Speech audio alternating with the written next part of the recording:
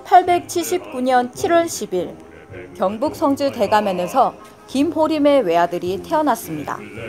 이름은 김창수.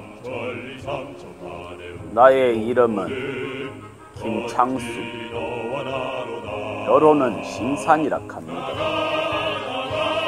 지가 어려서부터 잔병치레를 많이 하기 이래 나이가 무가는 안진뱅이가 되십니다. 격하이 사람들이 자네 호를 벼공이라 부르세 하기에 내삼아 좋다고 계십니다. 나라는 망국의 수렁에 빠져들어 1905년 일본은 러일 전쟁에서 승리한 여세를 몰아 조선을 보호한다는 핑계로 조선의 외교권을 박탈하고 통감부를 설치하여 황제를 허수아비로 조선을 속국으로 만든 을사늑약을 체결하게 됩니다. 상감마마! 을사조약은 실질적으로 국가의 주권을 상실하는 조약으로서 나라를 팔아먹으려는 을사오적, 외부 대신 박재순, 내부 대신 이지용, 군부 대신 이근택, 학부 대신 이완용, 농상부 대신 권중현을 차명에 처하여 나라의 기강을 바로잡기를 통촉하옵나이다. 상감마마 통촉하옵나이다. 이미 주권을 상실한 조정은 대답이 없었습니다. 1910년 경술국치로 조선은 망하고 일본 식민지 통치가 시작되었습니다. 김창숙은 선비로서 세상을 산다는 것은 치욕이다 라며 음주와 미치광이로 3년을 보내다가 어머님의 가르침으로 다시 학문에 정진하게 됩니다.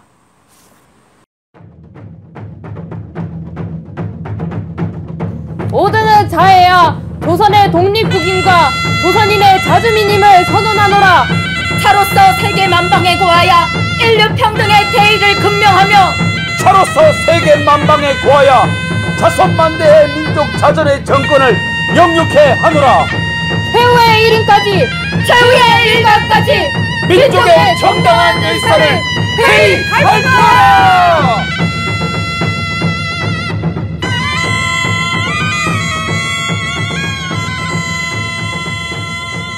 고향에서 활동하던 그를 세상으로 다시 끌어낸 것은 1919년 3월 1일 독립선언이었습니다.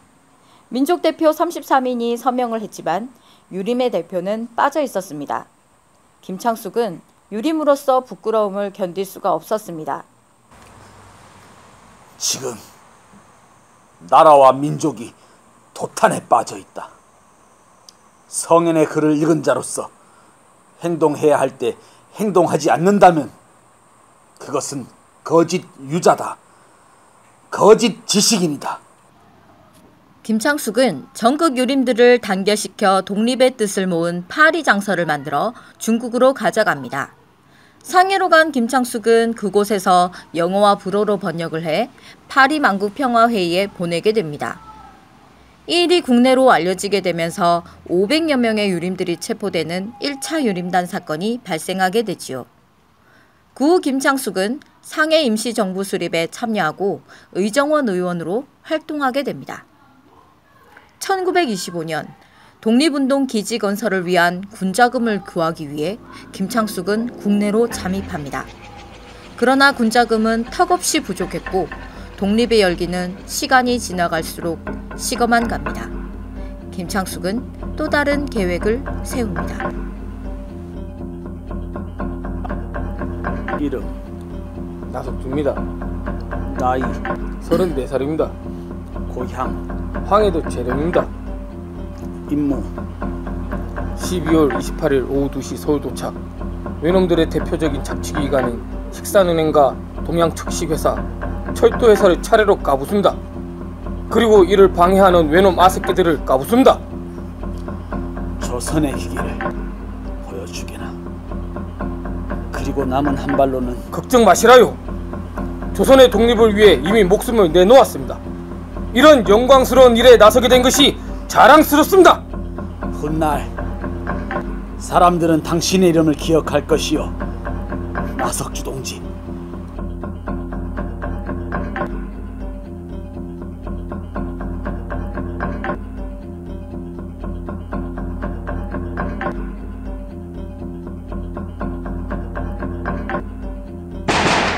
조선 독립 만세!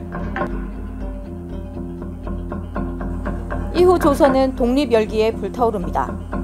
이에 두려움을 느낀 일제는 또다시 김창숙과 함께 공모한 유림들을 색출하기 시작합니다. 일제는 상해에서 병원에 입원해 있던 김창숙을 체포합니다. 선생님, 니시오. 선생님을 변호하러 온 김용무 변호사입니다. 난 변호를 부탁한 적 없소이다. 선생님은 이미 개인의 몸이 아닙니다. 모든 국민들이 선생님의 투옥 소식을 듣고 선생님의 안위를 걱정하고 있습니다. 나는 대한의 국민으로서 외국인 일본의 법률 적용을 부인하는 사람이외다. 일본 법률에 의해 변호를 맡으려는 자에게 나를 의탁한다는 것은 모순이요. 나는 포로이외다. 포로로서 구차히 살려고 하는 것은 치욕이요. 모질게 말하리라. 노예되면 미쳐도 오히려 욕됨을 비로소 알리라. 정이 찾으면 죽어도 또한 영광됨을. 구구한 그대들의 변호를 사양하고 병든 몸 구차히 살기를 구하지 않노라. 해방이다! 대한독립 만세! 만세! 해방이다! 대한독립 만세! 만세! 대한독립 만세! 만세! 해방이다! 대한독립 만세!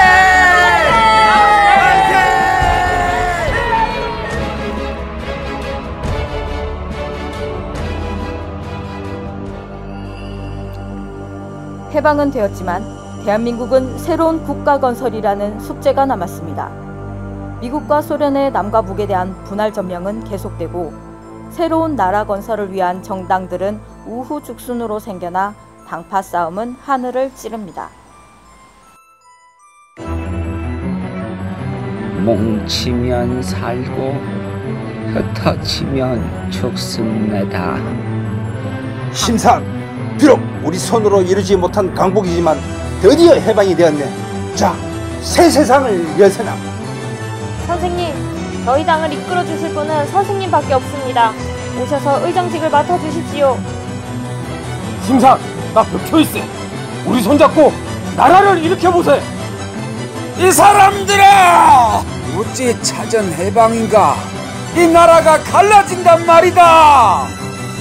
심상, 우리 당으로 오시게. 우리 당으로 드디어 오시게. 해방이 우리 당으로 드디어 오시게. 해방이 돼. 우리 당을 위해서.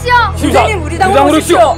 심상, 우리 당으로 오시오. 선생님, 우리 심상, 당으로 오십시오. 우리 당으로 내 오시게. 세상을 열어보세요. 드디어 해방이 있어요. 우리 당으로 오시게. 우리 당으로 오시오. 심상, 우리 당으로 오시게. 우리 당으로 오시게. 우리 당으로 오시오. 나라는 김창숙의 말처럼 혼란에 빠졌고 1948년 8월 15일 남한만의 단독 정부가 수립됩니다. 김창숙은 좌우 대립의 이념적 갈등과 통일의 매개를 유도로 보고 전국 유도회를 재조직 개혁하여 성균관을 재건합니다.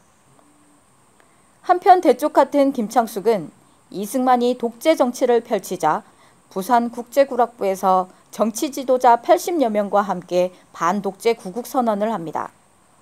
이에 이승만은 백골단 폭력배들을 동원해 난장판을 만든 이른바 국제구락부 사건이 일어나게 됩니다. 지금 우리 민족의 불행은 이 친일의 잔재를 청산하지 못해 빚어지고 있습니다. 외정시대에 우리 독립투사들은 피 흘려 싸우고 있을 때 외국에서 놀아나던 자가 대통령이 되어 독재의 횡포를 휘두르며 삼선개헌을 획책하고 있습니다. 독재는 언젠간 민중들에 의해 철퇴를 맞을 것이위에다.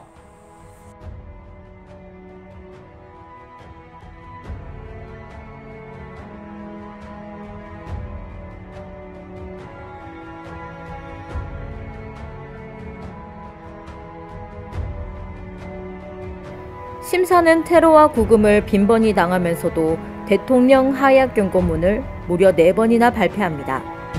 이 때문에 성균관과 유도회를 떠나게 되지만 민주주의를 위해서 마지막까지 앞장섭니다. 평생 조국 왕복을 위해 꼿꼿하게 사셨던 심산 김창수. 투철한 선비 정신의 소유자이자 행동주의자이며 반외세, 반분단, 반독재 투쟁의 선봉에 서셨던 심산 김창수. 독립운동가이자 두 아들마저 조국에 바쳤던 김창숙 선생을 생각해봅니다. 김창숙에게 조국은 어떤 의미였을까요? 그리고 오늘 우리에게 국가는 어떤 의미일까요? 나라를 위해 헌신하셨던 독립운동가들이 있었기에 오늘의 우리가 이렇게 살아있음을 다시 한번 생각해보아야 할 때입니다.